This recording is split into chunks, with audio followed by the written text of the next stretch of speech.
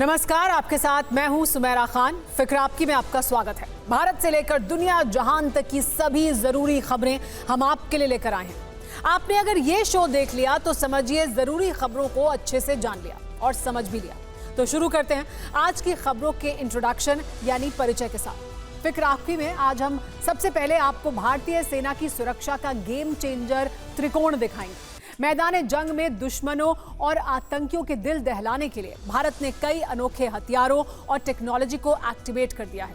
इसमें लेटेस्ट है भारतीय सैनिकों का बारूदी भाला, जिसके दर्शन बस थोड़ी देर में हम आपको कराने वाले हैं। इसके अलावा तौकीर रजा, ये नाम तो आपने सुना होगा, कट्टर मजहबी एजेंडा चलाने में अव्वल है। तौकीर रजा अब चाहते हैं कि देश में ऐसा सेंट्रल बोर्ड बने जिसमें कुर्बानी देने को तैयार लोग शामिल हों। थोड़ी देर में इस बयान और इसके पीछे छिपे नैरेटिव को डीकोड करेंगे। क्या आप अभी भी माता पिता बनने का सपना देख रहे हैं? अपोलो फर्टिलिटी के साथ अपनी माता पिता बनने का सपना पूरा करें। मुफ्त परामर्श के लिए 9953440671 पर कॉल करें। तौकीर रजा की तरह आज हत्या और रेप का दोषी राम रहीम भी पॉलिटिकल खबरों के इंडेक्स में ट्रेंड कर रहा था। इसकी वजह वही पुरानी है, सजा के बीच जेल से बाहर निकलने वाली छुट्टी। आखिर राम रहीम को 4 साल में से 266 दिन जेल से बाहर बिताने की इजाजत कैसे मिल गई? क्या इसके पीछे वोट चार्जर वाली कृपा है? मालदीव ने अपने 28 द्वीपों की सारी व्यवस्था की जिम्मेदारी भारत को सौंप दी है। चीन का मोहरा बन चुके मोइज़ू का अचानक हृदय परिवर्तन क्यों हुआ? आज उनके बदलते मन वाला कैलेंडर भी आपको दिखाएंगे। बांग्लादेश में अंतरिम सरकार के मुखिया मोहम्मद यूनुस आज ढाकेश्वरी मंदिर पहुंचे, हिंसा के पीड़ित हिंदू समुदाय से मुलाकात की। वहां पर उन्होंने कहा कि देश को संकट की स्थिति से बाहर निकालने के लिए लोगों को बांटने की बजाय एकजुट करना चाहिए। उनकी ये अपील जमात इस्लामी जैसे कट्टरपंथियों पर कितना असर डालेगी, ये आने वाले दिनों में पता चलेगा। और दिल्ली में 15 अगस्त के दिन झंडा कौन फहराएगा, इसकी तस्वीर आज साफ हो गई। दिल्ली सरकार में मंत्री आतिशी वो चेहरा अब नहीं होंगी, लेकिन केजरीवाल के जेल में रहने के दौरान ये जिम्मेदारी दिल्ली सरकार के एक मंत्री ही निभाएंगे। दिल्ली के एलजी ने ये जिम्मेदारी परिवहन मंत्री कैलाश गहलोत को सौंपी है। फिक्र आपकी में, लेकिन आज शुरुआत भारत की जल, थल और नभ वाली त्रिकोणीय शक्ति से करते हैं। स्वतंत्रता दिवस से ठीक पहले भारत ने सुरक्षा का एक गेम चेंजर त्रिकोण बना लिया है। इस त्रिकोण का पहला आधार है जवानों के कंधे पर भारत का बारूदी भाला। इस भाले में आगे मौसम की चुनौतियां, दुर्गम पहाड़ों का चैलेंज या फिर घने जंगलों का अंधेरा, सब कुछ बौना नजर आता है। एलओसी से एलएसी तक भारत की एंटी टैंक गाइडेड मिसाइल दुश्मन पर बारूद बरसाने के लिए तैयार है। भारत की सुरक्षा के गेम चेंजर त्रिकोण का दूसरा आधार है आतंकियों के खिलाफ भारतीय सेना की तैयारी, वो भी घने जंगल वाली। जम्मू में छिपे 55 आतंकियों के खिलाफ भारतीय सेना स्नाइपर्स, ड्रोन और आधुनिक हथियारों और तकनीक की मदद ले रही है। सेना की इस तैयारी में आतंकियों के अंत की गारंटी है। ये उन 200 आतंकियों के लिए भी डर की बड़ी वजह है जिन्हें पाकिस्तान के अवैध कब्जे वाले कश्मीर यानी पीओके में लॉन्च पैड्स पर तैनात किया गया है। और भारत की सुरक्षा का तीसरा गेम चेंजर है दुश्मन को हैराने वाली भारत के फाइटर जेट्स की तरंग शक्ति। तमिलनाडु के सुलूर में भारत के फाइटर जेट्स सबसे बड़ा शक्ति प्रदर्शन कर रहे हैं। इसमें शामिल दुनिया के 30 देश भारत की ताकत को नई ऊंचाइयों पर देख रहे हैं। सबसे पहले बात भारत के उस खतरनाक बारूदी भाले की करते हैं जिससे दुनिया में अभी से खलबली मच गई है। आपको वीडियो दिखाते हैं, इस वीडियो को ध्यान से देखिए। जिस तरह बाजुओं और कंधे की ताकत की मदद से भाले से प्रहार किया जाता है, ठीक उसी तरह ये मिसाइल कंधे पर रखकर लॉन्च की जा रही है। पलक झपकते ही ये मिसाइल निकली और टारगेट पर सटीक प्रहार किया। ये भारत की main portable anti tank guided missile है, जिसका डीआरडीओ ने जैसलमेर में सफल परीक्षण किया है। दिखने में ये मिसाइल आपको बहुत छोटी लग रही होगी, लेकिन इसका असर बहुत बड़ा है। आप ये वीडियो देखिए और समझने की कोशिश कीजिए कि इससे भारत का बारूदी भाला क्यों कहा जा रहा है। रूस यूक्रेन जंग में पिछले 2 वर्षों में आपने इस तरह के कई वीडियोस देखे होंगे।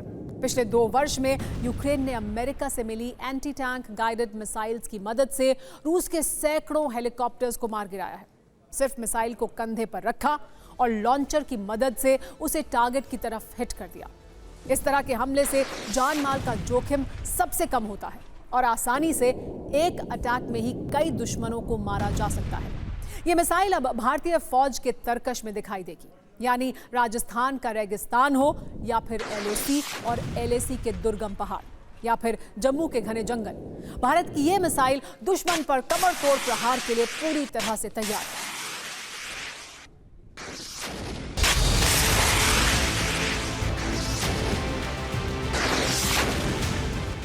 26 सेकंड का ये वीडियो भारत के शौर्य का ट्रेलर है। जैसलमेर के रेगिस्तान में DRDO ने जो किया वो भारत की डिफेंस पावर का प्रमाण है।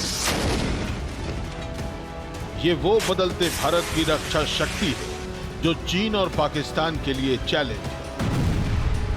कंधे से मिसाइल के छूटते ही ये हवा में तेजी से बढ़ी और अगले 3 सेकंड्स में इसने टारगेट को धुआं-धुआं कर दिया। स्लो मोशन में भी इस मिसाइल की रफ्तार मारक है। इससे टैंक तबाह किए जा सकते हैं, इससे आर्मर्ड गाड़ियां तबाह हो सकती हैं, इससे हेलीकॉप्टर को जमींदोज किया जा सकता है।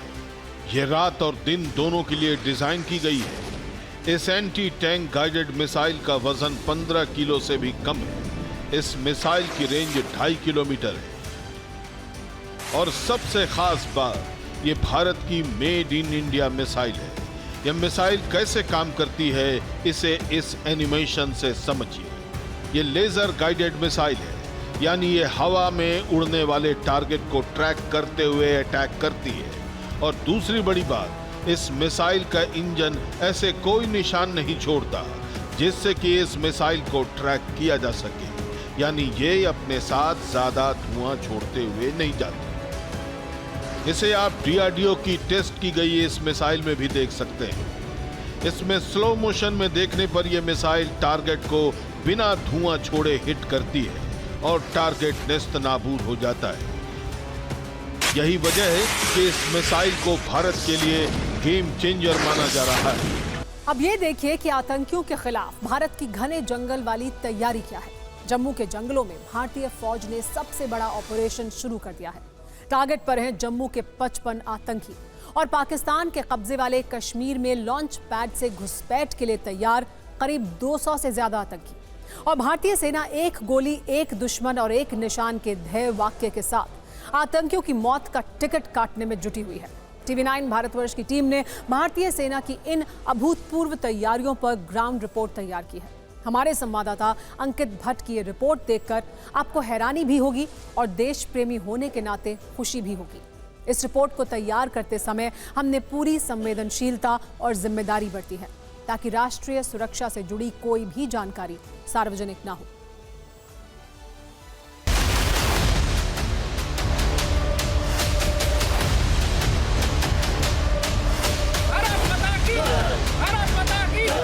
स्वतंत्रता दिवस से पहले जम्मू में ये भारतीय सेना का सबसे बड़ा ऑपरेशन है।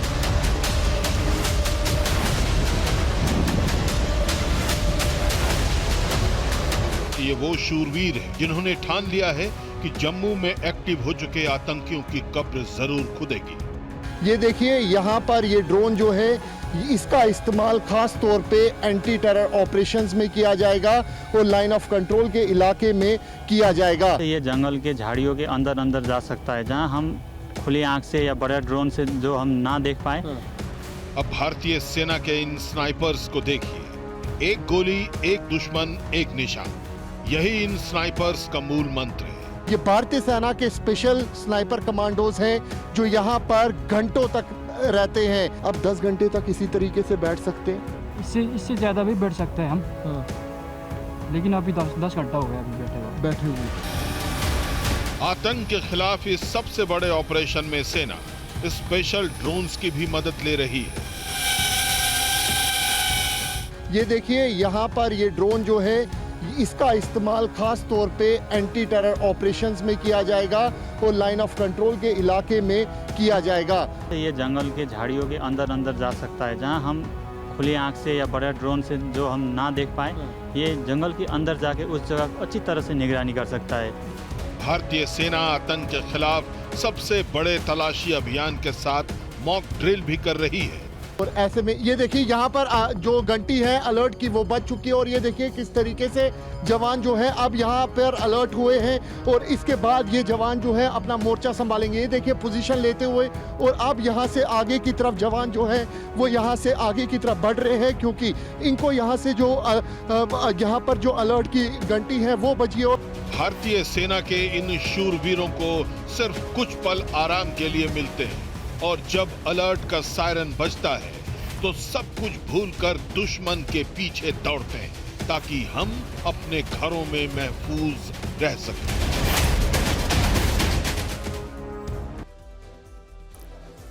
और अब बात करते हैं भारत में चल रहे उस हवाई युद्धाभ्यास की जिसमें राफेल, मिराज, मिग, तेजस जैसे लड़ाकू विमान अपना दम दिखा रहे हैं, जिसमें फ्रांस, जर्मनी, स्पेन और ब्रिटेन की वायुसेना के लड़ाकू विमान अपनी हवाई क्षमताओं से दुश्मनों की नींदें उड़ा रहे हैं।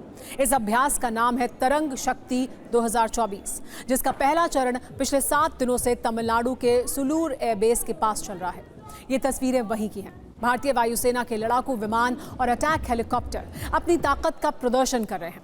Rafale, Sukhoi 30, MKI, Mirage 2000, MiG 29K और तेजस के साथ साथ रुद्र और प्रचंड हेलीकॉप्टर भी अपनी मारक शक्ति दिखा रहे हैं। इस अभ्यास का पहला चरण इस महीने की 6 तारीख को शुरू हुआ था, जो कल समाप्त होने वाला है। इसके बाद अभ्यास का दूसरा चरण 29 अगस्त से 14 सितंबर के बीच जोधपुर के वायुसेना स्टेशन में होगा।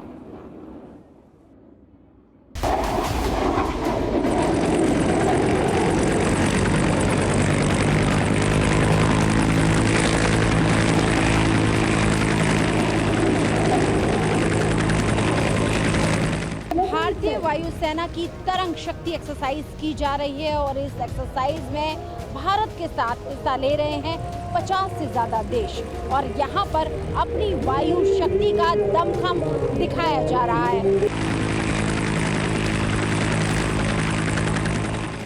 इस वक्त आपको आसमान में जो एयरक्राफ्ट दिखाई दे रहा है ये भारतीय वायुसेना का तेजस विमान है, जिसे भारत में ही तैयार किया गया है। स्वदेशी लड़ाकू विमान तेजस ने भारतीय वायुसेना में अपनी सेवा काल के भी 7 से ज़्यादा साल पूरे कर लिए हैं। इस लड़ाकू विमान की ताकत को अमेरिका जैसे ताकतवर देश ने भी सराहा है।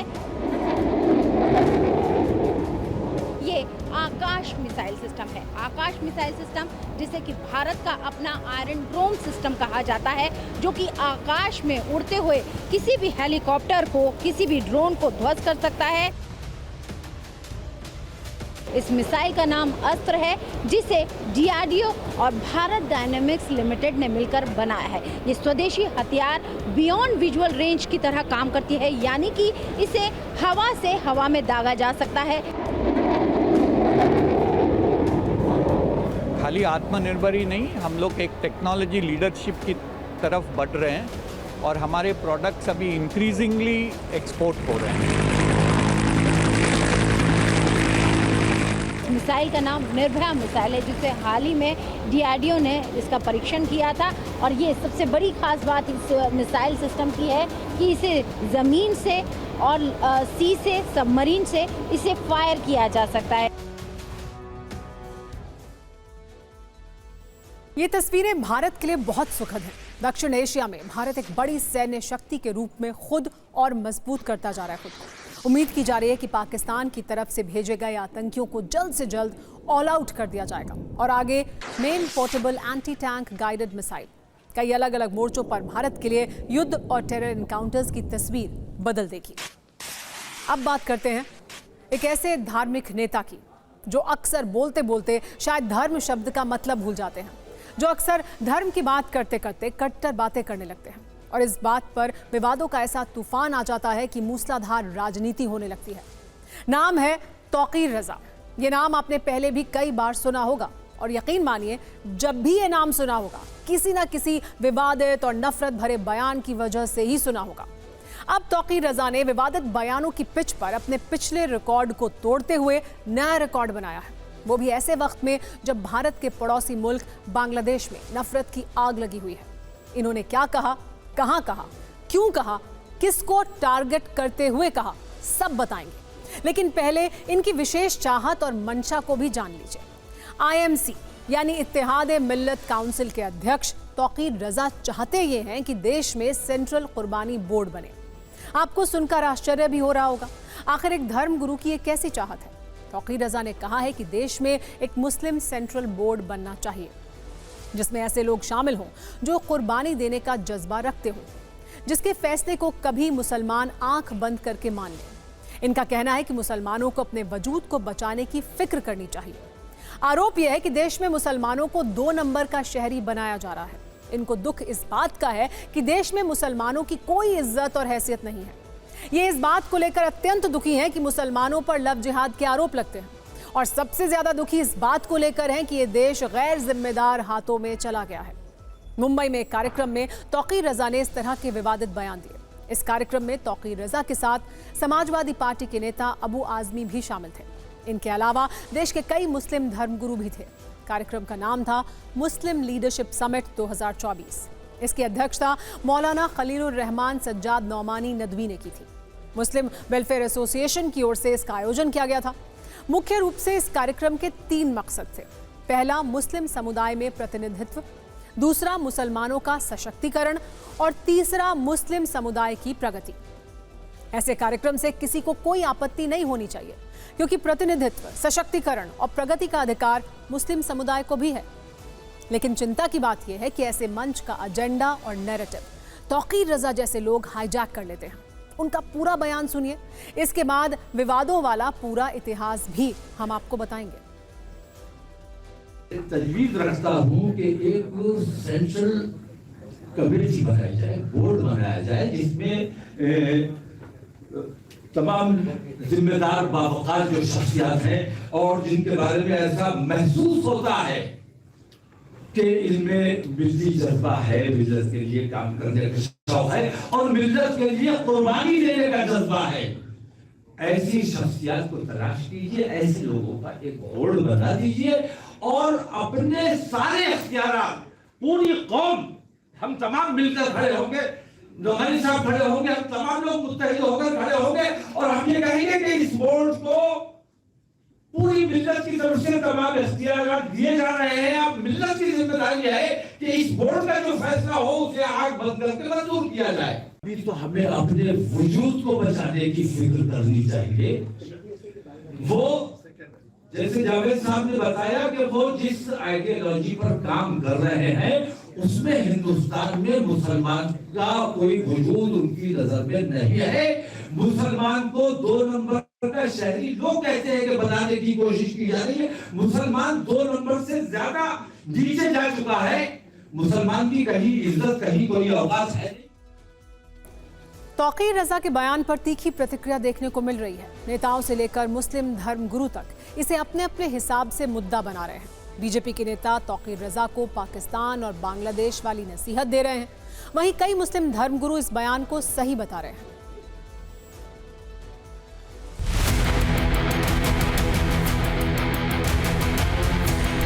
तौकीर रजा की 100 पीढ़ियां भी पैदा हो जाएंगी ना, तब भी उनका गजवाए हिंद करने का जो ख्वाब है वो पूरा नहीं होगा। हिंदुस्तान संसदीय लोकतंत्र से चलने वाला एक राष्ट्र है और इस राष्ट्र को अगर कोई इस्लामी राष्ट्र समझता होगा तो उसकी औकात उसको संविधान के दायरे में दिखाई जाएगी। अब टीम वर्क से काम चलेगा तो आप निकल के आइए, हिंदुस्तान में दौरा कीजिए, 5-6 जो आपके अच्छे लोग हैं उनको लीजिए, उनके बाद लेके मुस्लिम क़यादत की बात कीजिए। कुर्बानी होती है टाइम की, आप टाइम दीजिएगा ये भी कुर्बानी में आ जाएगा। आप अगर अपना थोड़ा सा पैसा दीजिएगा, उसमें कंट्रीब्यूट कीजिएगा तो ये भी कुर्बानी में आ जाएगा। तो पॉजिटिव लेके चलें, हम निगेटिव क्यों लेके जाएं? कुर्बानी देने का मतलब जिसकी जैसी नीयत वैसा समझे। तो मौलाना तौकीर रजा के बयान को किस अंदाज में लिया जाए, ये अपना अपना जहन है, अपनी अपनी फिक्र है। मेरा तो मानना ये है कि मौलाना तौकीर रजा ने कौम का दर्द बयान किया। देखिए, आप मार रहे हैं, आप चीखने भी नहीं देना चाहते हैं, आप सोचते चीखे भी नहीं।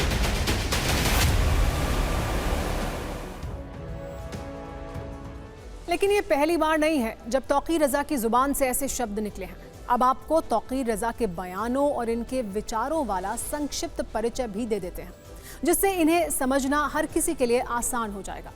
तौकीर रजा ने ज्ञानवापी पर कहा था कि अयोध्या मामले पर तो सारा झूठ सहन कर लिया, लेकिन अब सहन नहीं करेंगे। उन्होंने ये भी कहा था कि फवारे को शिवलिंग समझकर कानून और धर्म का मजाक उड़ाया जा रहा है। इससे पहले साल 2022 में एक सभा के दौरान तौकीर रजा ने चेतावनी देते हुए कहा था कि जिस दिन मुस्लिम युवाओं को कानून हाथ में लेने के लिए मजबूर किया जाएगा, हिंदुओं को भारत में कहीं भी छिपने की जगह नहीं मिलेगी। थोड़ा और पीछे जाएं तो साल 2007 में बांग्लादेशी लेखिका तस्लीमा नसरीन के खिलाफ उन्होंने फतवा जारी कर उनका सिर काटकर लाने वाले को 5 लाख रुपए इनाम में देने का ऐलान किया था। आपको बता दें, मौलाना तौकीर रजा बरेली के एक धार्मिक नेता हैं। उन्होंने 2001 में अपनी राजनीतिक पार्टी इत्तेहाद मिल्लत परिषद की स्थापना की थी। तौकीर रजा की ख्वाहिश राजनीतिक है और काफी खतरनाक है। वो चाहते हैं कि एक ऐसी संस्था बने जिसकी हर बात मुस्लिम समुदाय के सभी लोग आंख मूंद करके मान लें और आवश्यकता के अनुसार कुर्बानी भी दे दें। सीधे शब्दों में वो मुस्लिम समुदाय के इकलौते और वेरीफाइड ठेकेदार बनना चाहते हैं, लेकिन शायद वो नहीं जानते कि मुस्लिम समुदाय इस तरह के नेताओं और धर्मगुरुओं के रिमोट कंट्रोल से नियंत्रित होने वाला नहीं है। में कैसे बाबा की बात करने जा रहे हैं जिस पर भगवान का तो पता नहीं, लेकिन सत्ता की कृपा घनघोर बरस रही है। और इस बाबा का नाम है राम रहीम, जो वैसे तो डेरा सच्चा सौदा का प्रमुख है, लेकिन कानून की फाइल में इसकी पहचान हत्या और रेप के दोषी के तौर पर दर्ज है। राम रहीम के बारे में हम आपको जो बताने जा रहे हैं उसे सुनकर फिक्र के वो दर्शक थोड़ा और परेशान हो सकते हैं जिनकी छुट्टियां दफ्तर में अप्रूव नहीं हो रही हैं। लेकिन जेल में सजा काट रहा राम रहीम अपनी लीव एप्लीकेशन अप्रूव कराने का चैंपियन बन चुका है और उसकी छुट्टियों पर एक बार नहीं, सरकारी मोहर बार बार लग रही है। हरियाणा में अगले कुछ महीनों में विधानसभा चुनाव होने वाले हैं और उससे पहले राम रहीम एक बार फिर 21 दिन की फरलो पर जेल से बाहर आ गया है। इस दौरान वो उत्तर प्रदेश के बागपत में बरनावा आश्रम में रहेगा। यहाँ पहुंचकर राम रहीम ने एक 23 सेकंड का वीडियो भी जारी किया है, जिसे हम आपको आगे दिखाएंगे। लेकिन फिलहाल डेरा सच्चा सौदा के प्रमुख पर बार बार बरसने वाली इस कृपा को लेकर अब सवाल उठ रहे हैं, क्योंकि राम रहीम को इसी वर्ष जनवरी में भी 50 दिन की पैरोल मिली थी। वैसे हो सकता है कि सब कुछ नियमों के तहत हो, लेकिन लोगों के मन में ये प्रश्न जरूर है कि राम रहीम की जगह अगर कोई और कैदी होता तो क्या उसे भी सत्ता से पैरोल और फरलो वाला आशीर्वाद ऐसे ही मिलता? और वो भी तब जब 2 दिन पहले ही पंजाब हरियाणा हाईकोर्ट ने हरियाणा सरकार को कहा था कि राम रहीम को सोच समझकर ही फरलो या पैरोल दी जाए। अब हम राम रहीम को लेकर आपको जो कुछ बताने जा रहे हैं उसे गौर से सुनिएगा, क्योंकि इससे अंदाजा हो जाएगा कि जब पैसा हो, पावर हो, रसूख हो और राजनीतिक कनेक्शन हो तो जेल की सलाखें भी आपको ज्यादा दिन कैद में नहीं रख सकती। कभी फरलो तो कभी पैरोल के नाम पर राहत वाला चढ़ावा बाबा पर चढ़ता रहता है। गुरमीत राम रहीम 25 अगस्त 2017 से जेल में सजा काट रहा है, लेकिन अब तक उसे 10 बार जेल से पैरोल या फरलो मिल चुकी है। 2020 में राम रहीम 1 दिन के लिए जेल से बाहर आया। 2021 में 2 दिन जेल से बाहर रहने की उसे इजाजत मिली। 2022 में 91 दिन तक राम रहीम ने पैरोल और फरलो का सुख उठाया। 2023 में 101 दिन तक राम रहीम पर आजादी वाली कृपा बरसती रही और 2024 में पैरोल और फरलो वाला ये नंबर 71 दिन का हो जाता है।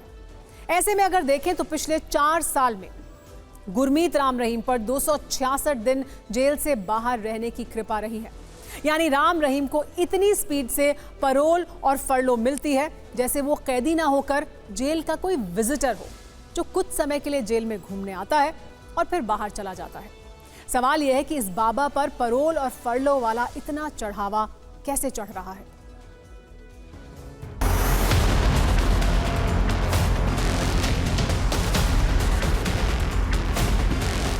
आप अपने अपने घरों में रहना है, किसी ने यहाँ पे नहीं आना।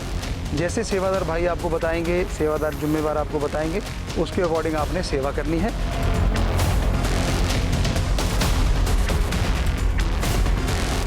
कोर्ट ने ऑर्डर किया, ऑनरेबल हाई कोर्ट ने कि जी ऑपरेट अथॉरिटी आ वो इसका डिसीजन करे, तो सानू पता सी उन्होंने डिसीजन की करना, वो पता सी उन्होंने प्रूवल देनी आ हुण 21 दिनों की होगी, गां मुड़ 21 दिनों तो बाद फिर आऊगे मुड़ के।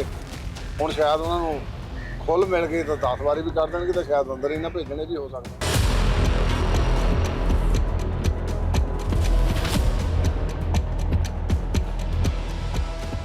फरलो इस करके मिली है कि वो एक बंदी ਜਿਹੜੇ ਹੁੰਦੇ ਆ ਜਾਂ ਕੈਦੀ ਹੁੰਦੇ ਆ ਉਹਨਾਂ ਦਾ ਜੇਲ੍ਹ ਮੈਨੂਅਲ ਹੁੰਦਾ और उसके मुताबिक मिली और उस तो बाहर जाके कुछ नहीं किया।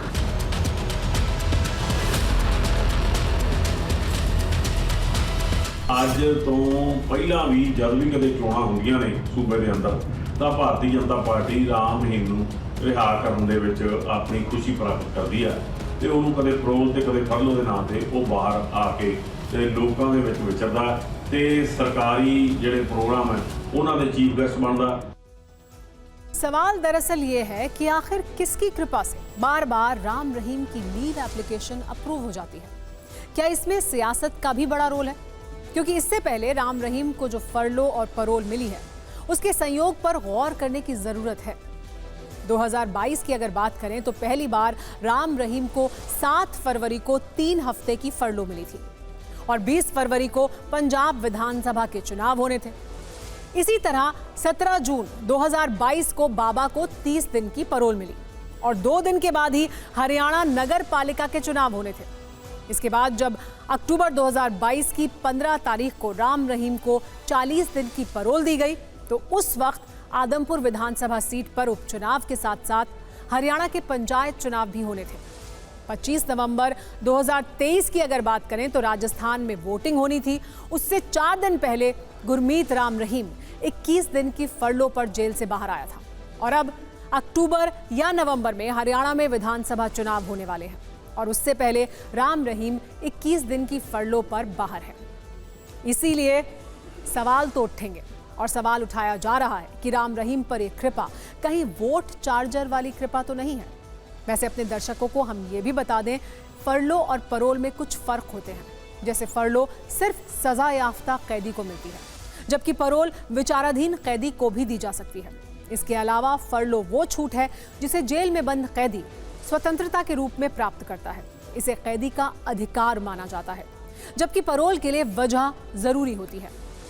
साथ ही अच्छे आचरण पर भी निर्भर करती है। इस खबर को फिक्र वाले लेंस से देखें तो कहते हैं कि कानून सबके लिए बराबर है, ये भेदभाव नहीं करता। लेकिन राम रहीम जैसे लोग इस व्याख्या को गलत साबित करते हैं। क्या वीआईपी लोगों की तरह सजा भी वीआईपी और सामान्य कोटे की होती है? हो सकता है राम रहीम को जो परोल और फरलो मिल रहा है वो नियमों के तहत ही हो, लेकिन क्या ये डिस्काउंट नैतिकता की कसौटी पर जायज है? क्या इतना ही डिस्काउंट किसी आम कैदी को भी मिलेगा? इस पर जरा विचार कीजिएगा। और अब आपके स्वाद से जुड़ी एक खबर और इसकी शुरुआत एक सवाल के साथ। सवाल ये कि क्या लहसुन सब्जी है या मसाला? आप कहेंगे कि भला इससे हमें क्या मतलब? हमें तो खाने से मतलब है। हम लहसुन की चटनी बनाकर खा लेते हैं, अचार बनाकर खा लेते हैं, मसालेदार सब्जी में इस्तेमाल कर लेते हैं, दाल में तड़के के लिए प्रयोग कर लेते हैं। लेकिन अगर हम आपसे ये कहें कि यही सवाल कोर्ट में पिछले 9 वर्ष से बहस का मुद्दा बना हुआ है और अब जाकर मध्य प्रदेश हाईकोर्ट की इंदौर बेंच ने इसे मसाला नहीं सब्जी माना है, तो आप सोच में पड़ जाएंगे कि क्या ये वाकई इतना बड़ा मुद्दा है। जाहिर है इस मसले का एक आम इंसान से लेना देना नहीं है, लेकिन किसान, व्यापारी और कमीशन एजेंटों के लिए मध्य प्रदेश हाईकोर्ट की इंदौर बेंच का ये फैसला बहुत मायने रखता है। और इसीलिए हम इस लहसुन वाले केस के सारे छिलके एक एक करके उतारने की कोशिश करेंगे ताकि आप पूरी बात समझ जाएं। सबसे पहले इंदौर बेंच के फैसले के बारे में आपको बताते हैं। 23 जुलाई को हाई कोर्ट के जस्टिस S.A. धर्माधिकारी और D. वेंकटरमन की खंडपीठ ने लहसुन को सब्जी बताते हुए 3 फैसले दिए थे और ये फैसला अब जाकर सार्वजनिक हुआ है। कोर्ट के आदेश की पहली बात यह है कि लहसुन जल्दी खराब होता है और इसलिए ये एक सब्जी है।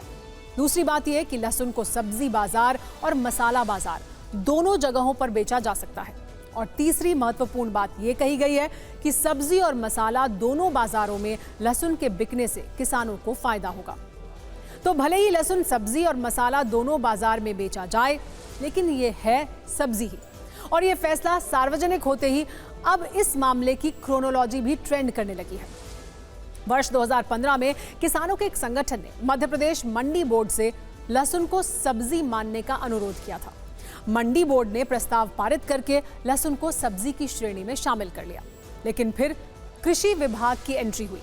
कृषि विभाग के मुख्य सचिव ने मंडी बोर्ड के आदेश को रद्द कर दिया और कृषि उपज मंडी समिति अधिनियम 1972 का हवाला देते हुए लहसुन को मसाले की श्रेणी में डाल दिया गया। लेकिन यह मामला शांत नहीं हुआ और इसी के बाद लहसुन को लेकर कोर्ट कचहरी का चक्कर शुरू हो गया। वर्ष 2016 में आलू प्याज लहसुन कमीशन एजेंट एसोसिएशन ये मामला लेकर इंदौर की निचली अदालत पहुंच गया। वहां सिंगल जज के सामने करीब 1 साल तक सुनवाई हुई।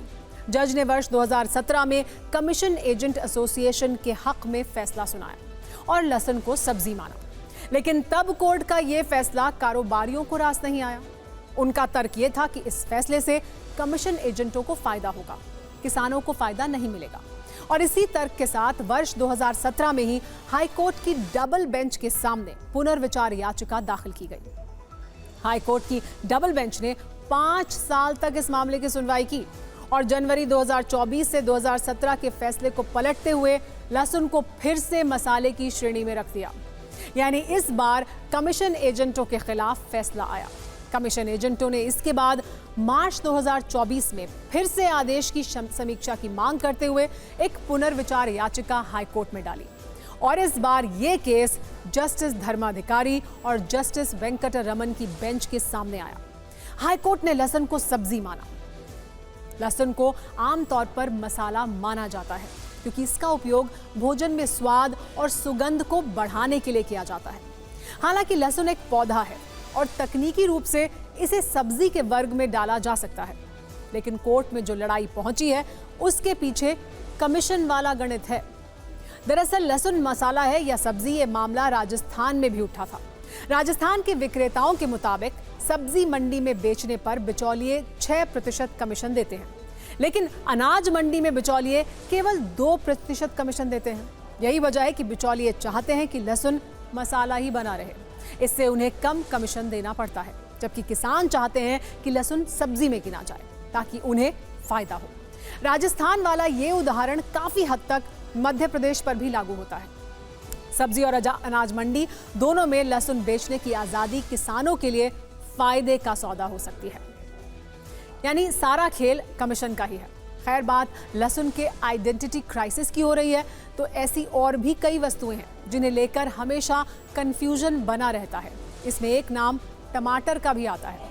टमाटर को सब्जी माना जाता है, लेकिन विज्ञान के अनुसार टमाटर एक फल है क्योंकि ये फूल से उगते हैं और इसकी संरचना फलों जैसी होती है। इसी तरह से खीरा, मटर, बैंगन, मिर्च, भिंडी भी फल की कैटेगरी में आते हैं क्योंकि ये भी फूल से उगते हैं, लेकिन इनका उपयोग सब्जी के तौर पर किया जाता है। इसलिए कम लोग ही जानते हैं कि ये वैज्ञानिक तौर पर फल हैं या सब्जी। वैसे बात सब्जी और मसाले से शुरू हुई थी तो दोनों में अंतर को आसानी से समझने के लिए हमने एक छोटा सा टेबल बनाया है। सब्जियों में पौधे के कुछ विशेष हिस्से जैसे पत्तियां, जड़ें, तने, फल और फूल होते हैं, जबकि मसालों में अधिकतर ऐसे बीज, छाल, जड़, फूल और पत्तियां होती हैं जिनमें आमतौर पर पानी की मात्रा काफी कम होती है। सब्जियों में विटामिन, खनिज और फाइबर होता है, जबकि मसालों में सूक्ष्म पोषक तत्व और खुशबू होती है। सब्जियों को हम मुख्य भोजन के रूप में पकाकर या कच्चा खाते हैं, जबकि मसालों का इस्तेमाल कम मात्रा में करते हैं। इसे स्वाद और सुगंध को बढ़ाने के लिए ही इस्तेमाल किया जाता है। सब्जियों में अगर देखा गया है कि उसमें पानी की मात्रा अधिक होती है और वो नरम होती है, जबकि मसालों में पानी की मात्रा कम होती है और खुशबू ज्यादा होती है। सब्जी भोजन का मुख्य हिस्सा होता है, जबकि मसाला स्वाद और सुगंध के लिए इस्तेमाल होता है। सब्जी भोजन में ज्यादा इस्तेमाल होती है, जबकि मसाले की मात्रा काफी कम होती है। सब्जी मुख्य भोजन कहलाता है, जबकि मसाला सहायक के रूप में काम करता है।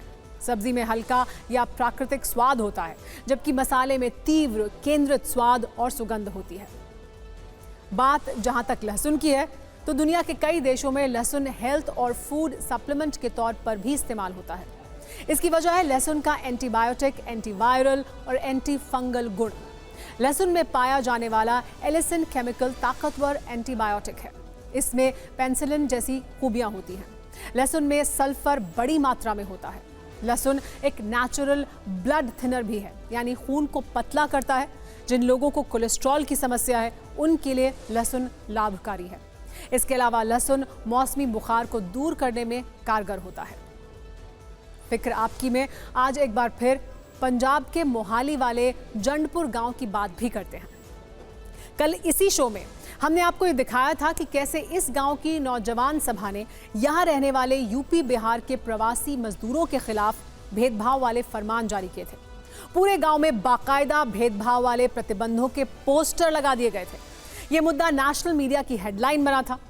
हमने क्षेत्रीयता के आधार पर भेदभाव करने वाली इस खबर को प्रमुखता से दिखाया था और इसका असर ये हुआ कि आज गांव की नौजवान सभा ने वो पोस्टर हटा दिए हैं। पुराने पोस्टरों की जगह अब नए पोस्टर गांव में लगाए गए हैं, जिनमें प्रवासी शब्द की जगह किराएदार, मकान मालिक और गांव में रहने वाले लोगों को भी नियमावली का पालन करने के लिए निर्देश दिए गए हैं। आपको टीवी स्क्रीन पर दोनों पोस्टर हम दिखा रहे हैं। पुराने पोस्टर में प्रवासी शब्द लिखा हुआ था। इसके बाद अब जो नए पोस्टर लगाए गए हैं उनमें प्रवासी की जगह किराएदार शब्द लिखा गया है। वैसे एक विरोधाभास ये भी है कि इस गांव में रहने वाले ज्यादातर किराएदार यूपी बिहार के प्रवासी मजदूर ही हैं। वैसे इस विमर्श को रिकॉल कराने के लिए आज हम एक बार फिर भेदभाव के नियमों की फिक्र वाली गाइड आपके लिए खोल रहे हैं। पुराने नियमों के अनुसार यूपी बिहार के लोगों के लिए गांव में पान, बीड़ी, सिगरेट और गुटखा खाने पर रोक लगाई गई थी। रात 9 बजे के बाद कोई बाहर नहीं घूम सकता था। एक कमरे में 2 से ज्यादा लोगों को रहने की इजाजत नहीं थी। प्रवासी मजदूरों के लिए कूड़ेदान अनिवार्य था। कोई बाहरी अगर गांव में जमीन खरीदता है तो कमरा नहीं बना सकता था।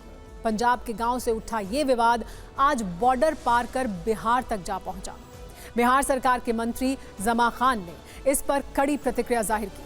उन्होंने कहा कि अगर इस पर कार्रवाई नहीं हुई तो बिहार सरकार कड़ा फैसला लेगी। पंजाब से बिहार तक आज कैसे इस खबर पर हलचल रही, 2 राज्यों से हमारी ये रिपोर्ट देखिए।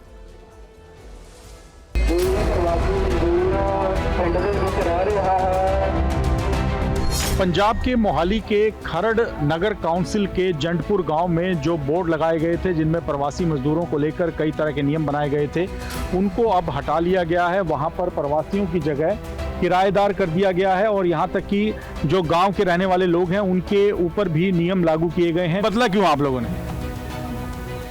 क्योंकि बदलना तां पिया क्योंकि कई पिंड के भी लोग इस तरह के है जो नशा पता करते हैं, इदा गंद पाते हैं, जर्दा बीड़ी सिगरेट या होर नशे करते हैं। आप मानते पहले गलती हुई, सिर्फ प्रवासी मजदूरों के लिए यहाँ पे लिख दिया गया सब? नहीं, गलती नहीं, प्रवासी मजदूर ज़्यादा करते सी, तां करके गलती नहीं सी।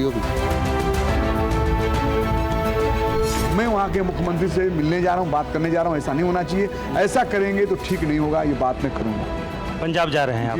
अगर इस तरह का खबर आया है तो आकलन करने जाएंगे, क्योंकि हमें चिंता है कि हमारे किसी भी बिहारी भाई को कुछ भी नहीं है। पहले हमारा एक एक बिहारी पूरे दुनिया में जहाँ भी है, भारतीय जनता पार्टी और एनडीए सरकार संकल्पित है कि उस बिहारी के साथ कोई अन्याय या अत्याचार नहीं करे। और अब आज की सबसे शॉकिंग खबर। पिछले 3 दिन से ये न्यूज़ नेशनल मुद्दा बनी हुई है। देश के करोड़ों लोगों का खून खौल रहा है। निर्भया कांड के 12 साल बाद कोलकाता में फिर वैसी ही क्रूरता दिखी है। मामला आरजी कार मेडिकल कॉलेज में ट्रेनी डॉक्टर की हत्या और रेप से जुड़ा हुआ है। इसे लेकर देश में आक्रोश है। आज का अपडेट ये है कि कोलकाता हाईकोर्ट ने इस मामले की सीबीआई जांच के आदेश दे दिए हैं। पोस्टमार्टम रिपोर्ट भी आ गई है जिसमें बर्बरता और रेप की पुष्टि की गई है। इस रिपोर्ट के आधार पर गैंगरेप की आशंका भी जताई जा रही है। इस मामले को लेकर कोलकाता समेत देश भर में विरोध प्रदर्शन जारी है। महिला डॉक्टर को इंसाफ दिलाने के लिए रेजिडेंट डॉक्टर्स हड़ताल पर चले गए हैं। इस वजह से हजारों मरीजों को इलाज नहीं मिल पा रहा है। एक आरोपी संजय रॉय गिरफ्तार है। 9 अगस्त को कोलकाता के आरजी कार मेडिकल कॉलेज के सेमिनार रूम में महिला डॉक्टर का शव मिला था। आज सामने आई पोस्टमार्टम रिपोर्ट में कई सिहरन पैदा करने वाले तथ्य सामने आए हैं। पोस्टमार्टम रिपोर्ट में महिला डॉक्टर के साथ मर्डर से पहले रेप की पुष्टि हो गई है। मौत होने तक उसका गला दबाया गया था। गर्दन की हड्डी टूटी हुई थी। दोनों आंखों से खून निकल रहा था। चश्मे का शीशा आंख में धंसा हुआ था। सिर और मुंह से खून बह रहा था। बाएं पैर, गर्दन और होंठ पर चोट के निशान थे। रिपोर्ट के मुताबिक सुबह 3 से 5 बजे के बीच उसकी हत्या की गई। इस क्रूर विवरण के आधार पर वारदात में एक से ज्यादा लोगों के शामिल होने की आशंका जाहिर की जा रही है। शक गैंग रेप का है। लेडी डॉक्टर के रेप और हत्या के पीछे बड़ी साजिश की आशंका जताई जा रही है। आज इस मामले में कोलकाता हाईकोर्ट में बहस हुई। सुनवाई के दौरान कोर्ट में कुछ हैरान करने वाले दावे किए गए। याचिकाकर्ता ने कहा कि कॉलेज ने आत्महत्या की बात बताई और 3 घंटे तक शव देखने नहीं दिया। इस पर सरकार ने जवाब दिया कि हमें लगा कि लड़की ने आत्महत्या की, इसीलिए ऐसा कहा। इसके पीछे हमारा कोई इरादा नहीं था। इस पर कोर्ट ने सवाल उठाया कि आत्महत्या की बात बताई गई तो कहीं ना कहीं चूक हुई है। शव दिखाने में इंतजार कराया गया तो कहीं ना कहीं गुमराह किया गया है। याचिकाकर्ता ने दलील दी कि मेडिकल कॉलेज के प्रिंसिपल ने नैतिक जिम्मेदारी लेकर इस्तीफा दिया, तो दूसरी जगह उनकी नियुक्ति क्यों हुई? सरकार के पास इसका कोई जवाब नहीं था। इस जज ने कहा कि यदि प्रिंसिपल ने नैतिक जिम्मेदारी के कारण पद छोड़ा तो एक गंभीर बात है और उन्हें 12 घंटे के भीतर दूसरी नियुक्ति दे दी गई। प्रिंसिपल को काम से रोकें, उन्हें लंबी छुट्टी दें, नहीं तो हम आदेश पारित करेंगे। इस बीच आरजी कार अस्पताल में सेमिनार रूम के पास मरम्मत का काम शुरू हो गया है। इसी सेमिनार रूम में लेडी डॉक्टर का शव मिला था। आरोप लग रहे हैं कि सबूत से छेड़छाड़ के लिए ऐसा किया जा रहा है। कोशिश ये है कि सीबीआई जब जांच के लिए यहां आए तो उसके हाथ कुछ न लग पाए। ये आरोप बहुत गंभीर है। इस मामले में कोलकाता से दिल्ली तक सियासी तापमान भी बढ़ा हुआ है। ममता बनर्जी से इस्तीफा मांगा जा रहा है। बीजेपी ने इसे बड़ा मुद्दा बना लिया है।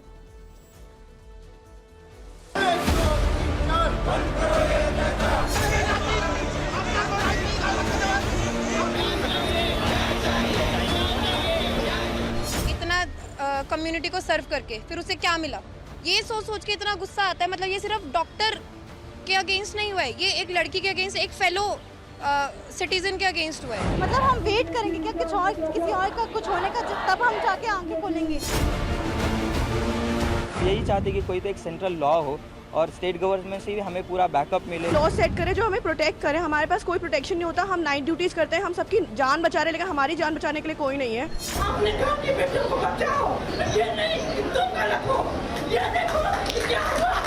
पेल्विस में भी एक फ्रैक्चर है। लगता है कि ये कितना भी शक्तिशाली हो मगर एक आदमी के लिए या पूरी तरह करना बहुत मुश्किल है। It is brutal. मैंने पहले से ही कहा, it's inhuman and it is the heinous crime और rarest of the rare case.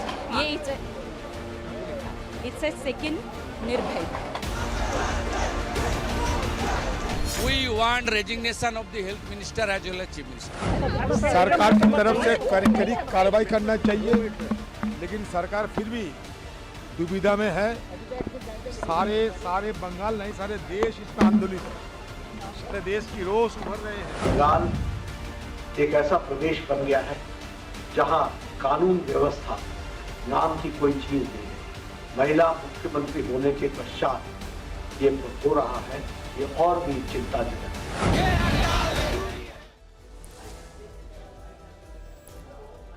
Postmortem report सामने आने के बाद कई सवाल उठ रहे हैं। सबसे अहम सवाल पोस्टमार्टम रिपोर्ट के आधार पर यह है कि अगर इसमें एक से ज्यादा व्यक्ति शामिल हैं तो वो कौन है?